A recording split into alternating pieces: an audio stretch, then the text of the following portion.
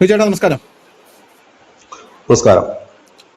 ചേട്ടാ, പാകിസ്ഥാനിൽ നിന്നൊരു വാർത്ത പുറത്തു വരുന്നുണ്ട്. പാകിസ്ഥാനില്ല, പാക് അധീന കശ്മീരിൽ നിന്നും. അപ്പോൾ നമ്മുടെ പ്രേക്ഷകർ വിചാരിക്കും അവിടെ ഒരു കലാപം നടക്കുകയാണ്, ആ കലാപത്തിന്റെ ഗതി എന്തായി എന്നുള്ളതാണ്. 56 പേർ അതിൽ മരണപ്പെട്ടു എന്നുള്ളതാണ് ഔദ്യോഗികമായിട്ട് അവർ പുറത്തുവിടുന്ന റിപ്പോർട്ട്. പക്ഷെ അനൌദ്യോഗികമായിട്ട് അവിടെ 200-300 പേർ മരണപ്പെട്ടു എന്നുള്ളതാണ് നമുക്ക് ലഭിക്കുന്ന റിപ്പോർട്ട് എന്ന് പറയുന്നത്. പോരാത്തതിന് അവിടെ ആയിരക്കണക്കിന് പേർക്ക് പരിക്കേറ്റു എന്നുള്ള റിപ്പോർട്ടുകൾ ആ സമയത്ത് പുറത്തു വരുന്നു. പക്ഷെ പാക് അധീന കശ്മീരിൽ പ്രതിഷേധം നടക്കുമ്പോൾ എല്ലാ തവണയും നടക്കുന്നത് പോലെയല്ല, ഇത്തവണത്തെ പ്രതിഷേധത്തിന് ഒരു പ്രത്യേകതയുണ്ട്. പാക് അധീന കശ്മീരിൽ അവർ പാകിസ്ഥാനെതിരെ മാത്രമല്ല പ്രതിഷേധം നടത്തുന്നത്.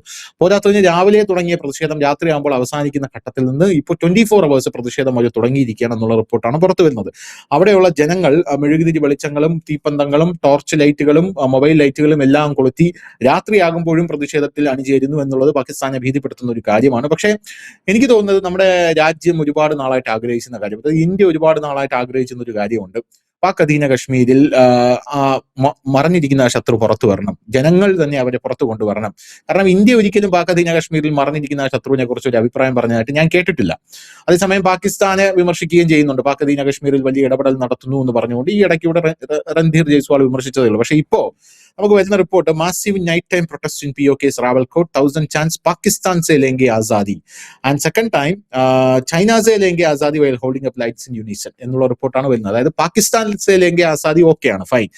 രണ്ടാമത് അവർ വിളിക്കുന്നത് ചൈന സെ ഭി ലേംഗെ ആസാദി എന്നാണ്. അതായത് ചൈനയുടെ കയ്യിൽ നിന്നും നമ്മൾ സ്വാതന്ത്ര്യം മേടിക്കും, പാകിസ്ഥാന്റെ കയ്യിൽ നിന്നും സ്വാതന്ത്ര്യം മേടിക്കും. അപ്പൊ ഇത് ഇന്ത്യ ആഗ്രഹിച്ചൊരു ദിവസമാണ്.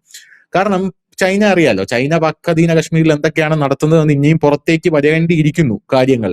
എന്തൊക്കെയാണ് അവിടെ അവരുടെ പ്രധാനപ്പെട്ട കാര്യം, സാമ്പത്തിക ഇടനാഴി കടന്നു പോകുന്നുണ്ടെന്ന് ഞാൻ മനസ്സിലാക്കുന്നുണ്ട് നമ്മുടെ പാക് അധീന കശ്മീർ വഴി. അപ്പൊ ചൈനയുടെ കയ്യിൽ നിന്ന് നമ്മുടെ ആസാദി അവർ വിളിക്കുമ്പോൾ ഈ പ്രതിഷേധം വേറൊരു തലത്തിലേക്ക് പോവുകയാണ്. അപ്പൊ അത് ഇന്ത്യ ആഗ്രഹിച്ചൊരു ദിവസം തന്നെയാണ്. കാരണം പാകിസ്ഥാനിലെ ജനത തന്നെ, ഇത് പാക് അധീന കശ്മീരിലെ ജനങ്ങൾ തന്നെ ചൈനയ്ക്കെതിരെ രംഗത്ത് വരിക, ചൈനയുടെ ഈ അധികാര അന്തഃപുരങ്ങളിൽ ഒരു വലിയ കോളിളക്കം സൃഷ്ടിച്ചിട്ടുണ്ട് എന്ന് പറയാതിരിക്കാൻ നിവൃത്തിയില്ല. എന്തായാലും ചൈനയുടെ പ്രവർത്തനങ്ങൾ എങ്ങനെയാണ് ഈ അവിടെയുള്ള ജനങ്ങളെ ബാധിക്കുന്നത് പലപ്പോഴായിട്ട് ബിജെപി സൂചിപ്പിച്ചിട്ടുണ്ട്. എങ്കിലും ഒന്ന് വിശദമാക്കാമോ? അത് എങ്ങനെയാണ് ചൈന പാക് അധീന കശ്മീരിൽ വന്ന് ഇറങ്ങുന്നതും അവരെങ്ങനെയാണ് അതിനെ പിടിച്ചടക്കുന്നതും, പിന്നെ അത് നമ്മളെ എങ്ങനെയാണ് ബാധിക്കുന്നത്? നമ്മളെ പാക് അധീന കശ്മീർ ഒഴിപ്പിച്ചെടുക്കാൻ നോക്കുമ്പോൾ ചൈന ഒരു വലിയ തടസ്സമായി നമുക്ക് നിൽക്കുന്നുണ്ടെന്ന് ഞാൻ മനസ്സിലാക്കുന്നു. ഇതൊക്കെ എങ്ങനെയാണ് നമ്മളെ ബാധിക്കുന്നത്? 1948 POK കൈവശപ്പെടുത്തുമ്പോൾ അവിടുത്തെ ജനങ്ങളുണ്ടായിരുന്നു. അവർക്ക് ആദ്യത്തെ പ്രക്ഷോഭം തുടങ്ങുന്നത് അതിന്റെ വാർത്ത വരുന്നത് എനിക്ക് ഒരു 4 വർഷം മുമ്പാണ്. അവിടെ ഈ POKയിലെ ജനങ്ങൾക്ക്, പരമ്പരാഗതമായി അവിടെ ഉണ്ടായിരുന്ന ജനങ്ങൾക്ക് അവരുടെ വീടുകളും മറ്റും ഉണ്ടായിരുന്നു. ഈ വീടുകളും മറ്റുമൊക്കെ പാകിസ്ഥാൻ ചൈനയുടെ റിയൽ എസ്റ്റേറ്റ് കമ്പനികൾക്ക് വിറ്റു. ഇത് ജനം അറിഞ്ഞില്ല വിറ്റ കാര്യം. അത് കഴിഞ്ഞിട്ട് ഇവര് ഇവിടുന്ന് ഒഴിപ്പിക്കാൻ വന്നു. ചൈനയിലെ റിയൽ എസ്റ്റേറ്റ് മാഫിയ ഈ പാക് പട്ടാളത്തെ കൂട്ടി ഒഴിപ്പിക്കാൻ വന്നു. അങ്ങനെയാണ് പാക് അധിനിവേശ കാശ്മീരിൽ ഒരു പ്രക്ഷോഭം തുടങ്ങുന്നത്. കാരണം ഇവർ താമസിച്ച കിടപ്പാടമൊന്നും ഒരു സുപ്രഭാതത്തിൽ അവരുടേതല്ലാതായി മാറും. നമ്മുടെ ഈ വഖഫിന്റെ കാര്യം പറഞ്ഞ കണക്കാ. പെട്ടെന്ന് തന്നെ ഇവർ വരുന്നു, ഒഴിപ്പിക്കാൻ വരുന്നു, ചൈന ഒഴിപ്പിക്കാൻ വരുന്നു, നിങ്ങൾ ഒഴിഞ്ഞു പോകണം എന്ന് പറയും. നമുക്കറിയാം ഈ പാക് അധിനിവേശ കാശ്മീരിൽ ഏതാണ്ട് ഒരു 40-45 ലക്ഷം ജനമുണ്ട്. ഗിൽജിത്ത് ബാൾട്ടിസ്ഥാനിൽ ഏതാണ്ട് ഒരു 10-20 ലക്ഷം ജനമുണ്ട്. ഏതാണ്ട് ഒരു 60 ലക്ഷത്തോളം ജനം ഈ രണ്ടിടത്തും കൂടിയുണ്ട്. അവിടെ പ്രധാനപ്പെട്ട വരുമാന മാർഗം തന്നെ കൃഷിയാണ്. കൃഷി എന്ന് മാത്രവുമല്ല, ടൂറിസ്റ്റ് പ്ലേസുകളും ഉണ്ട് അവിടെ. പക്ഷെ തദ്ദേശീയരായിട്ടുള്ള ടൂറിസ്റ്റുകളാണ് വരുന്നത്. ഈ പാകിസ്ഥാനിൽ നിന്നും മറ്റും വരുന്ന ടൂറിസ്റ്റുകളാണ്. ബാക്കി വരുന്നത് വരത്തില്ല, കാരണം ഈ ഭീകര ക്യാമ്പുകളൊക്കെ ഒരുപാട് ഉള്ളതുകൊണ്ട്. ആപ്പിള്, അതുപോലെ തന്നെ ഗോതമ്പ്, അങ്ങനെയുള്ള കൃഷിയും കാര്യങ്ങളുണ്ട്. അനവധി നല്ല സ്ഥലങ്ങളുണ്ട് കാണുവാനൊക്കെ ആയിട്ടുള്ള നല്ല സ്ഥലങ്ങളും മറ്റും ഇവിടെ. അതിനുശേഷം ചൈനയ്ക്ക് പാകിസ്ഥാൻ, അതായത് പാകിസ്ഥാന്റെ ഭൂമി അല്ലല്ലോ ഇത്. അങ്ങനെ അവരെ അനധികൃതമായി കൈവശപ്പെടുത്തിയിരിക്കുന്നുണ്ട്. ഇവർക്ക് ഇത് ആർക്ക് വേണമെങ്കിൽ വിൽക്കാൻ പറ്റും. ഇത് തന്നെയാണ് ഇവർ എല്ലായിടത്തും ചെയ്തിരിക്കുന്നത്. ചൈനയ്ക്ക് ഇവര് ഗദ്ദാർ തുറമുഖം അടക്കം ഉള്ള പ്ലേസ് വിട്ടുകൊടുക്കാൻ കാരണം എന്താണ്? ബലൂചിസ്ഥാന്റെ മേഖലയിലാണത്. അപ്പൊ ചൈന അവിടെ വന്നു കഴിഞ്ഞാൽ ഈ ബലൂചിസ്ഥാനുകൾ ഒതുക്കിക്കോളും, നമ്മുടെ തലവേദന പോവുകയും ചെയ്യും, അവർക്കൊരു നല്ല സ്ഥലവും കിട്ടും എന്നുള്ളൊരു ധാരണയിലാണ് അവർ. കുറച്ചാൾക്ക് മുമ്പ് യൂനിസ് ഇരുന്ന സമയത്ത് നമ്മുടെ ബംഗ്ലാദേശിന്റെ ഈ അരക്കൻ ആർമിയായിട്ട് പ്രശ്നമുള്ള കുറച്ച് ഏരിയകൾ ചൈനയ്ക്ക് വിട്ടുകൊടുക്കാനുള്ള പ്ലാനൊക്കെ ഉണ്ടായിരുന്നു. അപ്പൊ അങ്ങനെ വിട്ടുകൊടുത്തൊരു സ്ഥലമാണ്. അതിനുശേഷം അവിടെ ഈ സ്മോൾ ഈ ഹൈഡ്രോ ഇലക്ട്രിക്കൽ പ്രൊജക്ടുകൾ 4-5 ഉണ്ട്. ഇതെല്ലാം ചൈനയാണ് നടത്തുന്നത്.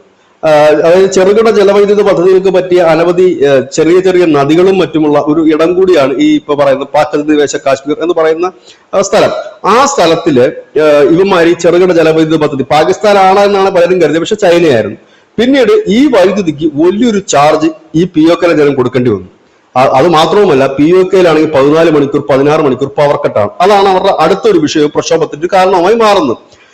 പിന്നെ പാകിസ്ഥാനെ സംബന്ധിച്ച് ഈ POK അവർ വെച്ചുകൊണ്ടിരിക്കുന്നത് മുഴുവൻ അവരുടെ ഈ ലോഞ്ചിങ് പാഡുകൾക്ക് വേണ്ടിയിട്ടാണ്. അതായത് ഭീകരന്മാരുടെ ക്യാമ്പുകൾ തുടങ്ങുക. അതുപോലെ കുറച്ചാൾക്ക് മുമ്പ്, അതായത് നമ്മുടെ ഈ നോട്ട് നിരോധനത്തിന് മുമ്പൊക്കെ ബാൾട്ടിസ്ഥാനും ഗിൽജിത്തിലും ഒക്കെ ആയിരുന്നു മുസഫർ നഗർ, അതായത് പാകിസ്ഥാന്റെ തലസ്ഥാനം മുസഫർ നഗർ, POKയുടെ തലസ്ഥാനമായ മുസഫർ നഗറിലും ഒക്കെ ആയിരുന്നു അനവധി, മുസഫറാബാദ്, അതിലൊക്കെ ആയിരുന്നു അനവധി കള്ളനോട്ടടി ഫാക്ടറികൾ ഉണ്ടായിരുന്നു. കള്ളനോട്ടടി കേന്ദ്രങ്ങൾ എന്നല്ലായിരുന്നു പറഞ്ഞത്, ഫാക്ടറികൾ ഉണ്ടായിരുന്നത്. അപ്പം ഇങ്ങനെയൊക്കെ ഉള്ള ഒരു വിധ്വംസ പ്രവർത്തനത്തിൽ മാറ്റിവെക്കുന്ന ഒരു ഇടം എന്നുള്ള രീതിയായിരുന്നത്. അതായത് ഒരു ഭാഗത്ത് പാകിസ്ഥാൻ ഇവരെ നന്നായി ചൂഷണം ചെയ്യുന്നു, മറുഭാഗത്ത് ചൈന ചൂഷണം ചെയ്യുന്നു. ഇനി പാകിസ്ഥാനും ചൈനയും കൂടെ ചേർന്നുകൊണ്ടാണ് ഇവരുടെ ബെൽറ്റ് ആൻഡ് റോഡ് പദ്ധതിയുടെ ഒരു സാമ്പത്തിക ഇടനാഴി കടന്നു പോകുന്നത്. ഗിൽജിത്ത് ബാൾട്ടിസ്ഥാൻ മേഖലയിൽ കൂടെയാണ് കടന്നു പോകുന്നത്. അവിടെയും വലിയൊരു രസകരമായ കാര്യമുണ്ട്. ഈ പാകിസ്ഥാനിൽ നിന്നാണ് ഇവർ കൂടുതൽ ഈ ഫുഡ് ഐറ്റംസും മറ്റുമൊക്കെ ഈ പാകിസ്ഥാൻ കൊണ്ടുവരുന്നത്. ഈ ട്രക്കുകൾ കടന്നു പോകുന്നത് ഈ ബാൾട്ടിസ്ഥാൻ വഴി, ഗിൽജിത്ത് ബാൾട്ടിസ്ഥാൻ വഴിയാണ് കടന്നു പോകുന്നത്. ഈ വഴി, അതായത് POK വഴി കടന്നു പോകുന്ന ഈ സാധനം പാകിസ്ഥാനിൽ കൊണ്ട് എത്തിച്ചിട്ട് ഇതിന്റെ 4-5 ഇരട്ടി തുകയ്ക്കാണ് POKയിലെ ജനത്തിന് വിൽക്കുന്നത്. അതായത് ഇസ്ലാമാബാദിലുള്ള ജനം കഴിക്കുന്നതിന്റെയും 5-6 ഇരട്ടി തുക കൊടുക്കണം ഈ POKയിലുള്ള ജനം. അവരുടെ കൺമുമ്പിൽ കൂടെ കടന്നു പോകുന്ന ട്രക്ക്. അങ്ങനെയാണ് ഇവർ ഹൈവേ ഉപരോധിക്കാൻ തുടങ്ങി. അവരുടെ ഹൈവേ ഉപരോധം എന്നൊക്കെ പറഞ്ഞാൽ ഏതാണ്ട് മണിക്കൂർ നേരത്തേക്കുള്ള ഉപരോധമല്ല, ആഴ്ചകളോളം ഉപരോധിക്കുന്ന ഒരു രീതിയിലേക്കൊക്കെ അവർ മാറും.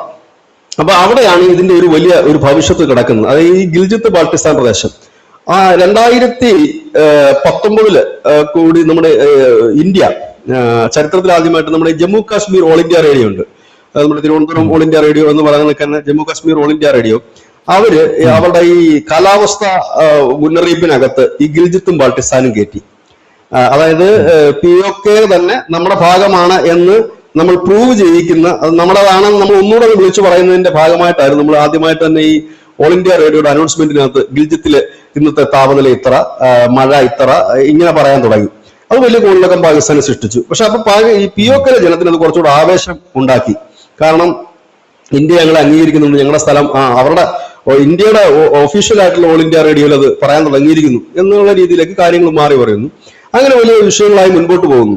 ഇവിടെ ഇതിനകത്തൊരു ഇപ്പൊ തന്നെ ബെൽറ്റ് ആൻഡ് റോഡ് പദ്ധതി ഏതാണ്ടൊക്കെ പകുതി വഴി നിൽക്കുന്നതാണ്. ഈ ചൈന പാകിസ്ഥാനിൽ എവിടെയൊക്കെ കൈവച്ചിട്ടുണ്ടോ അവിടെ എല്ലാം ചൈനയ്ക്ക് പിന്തിരിഞ്ഞോടേണ്ടി വന്നിട്ടുണ്ട്. അതിന്റെ പ്രധാനപ്പെട്ട കാരണം എന്ന് വെച്ച് കഴിഞ്ഞാൽ അവിടെ ഈ വിധ്വംസ പ്രവർത്തനം നടക്കുന്ന ഇടങ്ങളിലാണ്. പക്ഷെ അപ്പോഴും ഈ പാക് അധിനിവേശ കാശ്മീരിൽ കുറച്ചൊക്കെ ശാന്തമായിരുന്നു കാര്യം. പക്ഷെ ഇപ്പോൾ അവർക്ക് പിടിവിട്ടുപോയി അവിടുത്തെ ജനത്തിന്. കാരണം അവർക്ക് ജീവിക്കാൻ യാതൊരു നിർവാഹമില്ലാത്ത അവസ്ഥ വന്നിരിക്കുന്നു.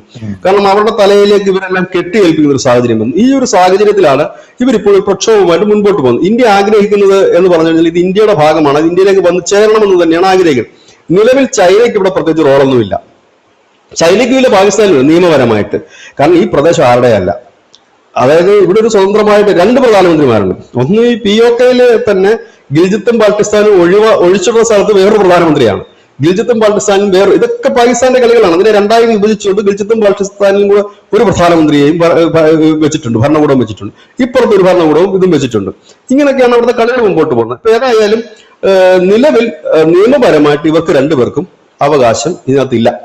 ഇനി ഇതിന്റെ അപ്പുറത്തേക്ക് ഇപ്പം അവിടത്തേക്ക് എൻട്രി ചെയ്തിരിക്കുന്ന ഒരു രാജ്യം ഇന്ത്യയാണ്. ഇന്ത്യ ഇപ്പോൾ ഈ വളരെ സജീവമായിട്ട് തന്നെ POKയുടെ വിഷയത്തിൽ ഇടപെടുന്നുണ്ട്. മറ്റൊന്ന് തെഹ്രിക്ക് താലിബാൻ ഇടപെടുന്നു. തെഹ്രിക്ക് താലിബാൻ പറയുന്നത് ഞങ്ങളുടെ ബോർഡറാണിത്. ഇനി ഇതിന്റെ ഈ POKയുടെ അങ്ങേ എൻഡ് ചെന്ന് നിൽക്കുന്ന ഖൈബർ ഇടനാഴി അടക്കമുള്ളിടത്തെ കുറച്ച് ഭാഗങ്ങൾ അഫ്ഗാനിസ്ഥാന്റെ ബോർഡറുമാണ്. അപ്പൊ ഇത് ആകെപ്പാടെ കുഴഞ്ഞു മറിഞ്ഞു നിൽക്കുന്ന ഒരു അവസ്ഥയാണ്.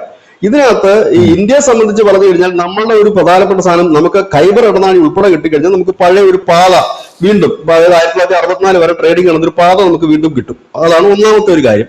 രണ്ടാമത്തെ കാര്യം വെച്ചാൽ നമുക്ക് കുറച്ചുകൂടെ സേഫ് ആയിട്ട് പറ്റും, നമ്മുടെ ബോർഡർ കുറച്ചുകൂടെ നമുക്ക് സേഫ് ആക്കാൻ പറ്റും. ഇത് മുഴുവൻ കിട്ടിയില്ലെങ്കിലും കുഴപ്പമില്ല, നമ്മുടെ ശാരദാപീഠം ഉൾപ്പെടെ ഉള്ളത് കിട്ടിക്കഴിഞ്ഞാൽ നമുക്ക് കുറച്ച് ഒന്ന് സേഫ് ആക്കി എടുക്കാൻ പറ്റും. അപ്പൊ അതിനൊരു ചിലപ്പം എന്താണ് കാരണം ഈ ഒരു പാകിസ്ഥാൻ വലിയ തകർച്ചയിലേക്കാണ് പോകുന്നതെങ്കിൽ സ്വാഭാവികമായി തന്നെ POK വരാൻ സാധ്യതയുണ്ട്. ചൈന വലുതായിട്ട് പിടിമുറുക്കാനുള്ള സാധ്യതയുമില്ല. പക്ഷെ ഒരുപക്ഷെ ചൈന ഇന്ത്യയുമായിട്ടൊരു കോംപ്രമൈസിന് ചിലപ്പോൾ തയ്യാറായെന്ന് വരും. കാരണം അവരുടെ ഒരു ബോർഡറും കൂടെ അവർക്ക് ക്ലിയർ ചെയ്തെടുക്കുന്നതിന് വേണ്ടിയിട്ട് അങ്ങനെ വരാനുള്ള സാധ്യതയുണ്ട്. കാരണം അത് ഈ ഗിൽജിത്ത് ബാൾട്ടിസ്ഥാനുമായിട്ടുള്ള മേഖലയാണ്. പക്ഷെ ഇനി എന്താകും ഇനി അടുത്തത് എന്നുള്ളത് അറിയില്ല. കാരണം ഇനി ഇതിനകത്ത് വരാൻ പോകുന്നൊരു സാധ്യത റഷ്യ ഇടപെടാനുള്ള എല്ലാ സാധ്യതകളും ഉണ്ട്. കാരണം റഷ്യക്ക് ഒരു വലിയ സ്വപ്ന പദ്ധതിയുണ്ട്. അത് റഷ്യ മാത്രമല്ല, റഷ്യ ഇന്ത്യയും ചൈനയും ഒക്കെ ചേർന്നുകൊണ്ടുള്ള ഒരു സ്വപ്ന പദ്ധതിയുണ്ട്.